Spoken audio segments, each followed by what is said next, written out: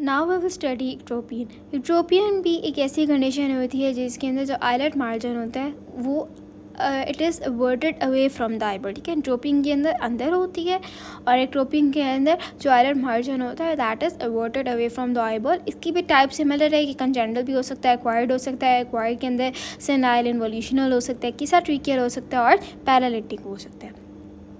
ठीक है, उसके अंदर स्पास्टिक था और कंजेनिटल था, इसके अंदर पैरालिटिक।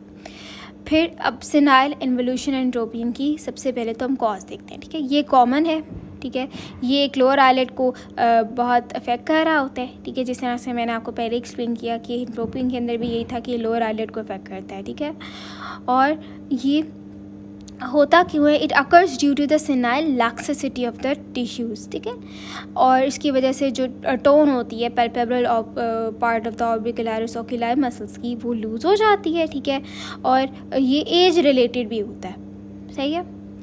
उसके बाद किसाट्रिकियल हमारे पास क्या होता है कि ये भी स्कारिंग ऑफ द टिश्यूज़ के बारे में ये हो सकता है। ठीक है, जिस तरह से इक्ट्रोपियन की भी कॉज यही थी कि स्कारिंग थी, और जो किसाट्रिकियल इक्ट्रोपियन है, ठीक है, इसकी भी यही कॉज है कि it occurs due to the scarring और the contraction of the skin of the underlying tissue. ठीक है, इसके कॉजेज़ क्या है कि कोई केमिकल इंजरी हो गई है, कोई ट्रॉमा हो गया है। ठीक है, या फिर आपको कोई डर्मेटाइटिस था। ठीक है, कोई इन्फेक्शन था, कोई ऐसी मेडिकेशन नहीं है जिसकी वजह से स्कारिंग हो गई है, तो उससे किसाट्रिकियल इक्ट्रोपियन हो सकता है। सो इसकी थर्ड टाइप है पैरालिटिक इक्ट्रोपियन। ठीक है, इसको हम कहते हैं फेशियल नर्व पाल्सी। ठीक है, इसके अंदर क्या होता है कि जो आइलिड होती है वो उसकी एटोनी हो जाती है, क्योंकि ऑर्बिकुलरिस ओकुली मसल्स की एटोनी हो जाती है, क्योंकि फेशियल नर्व जो सप्लाई कर रही होती है उसकी पैरालिसिस हो जाती है। अब आप इस डायग्राम में देखें।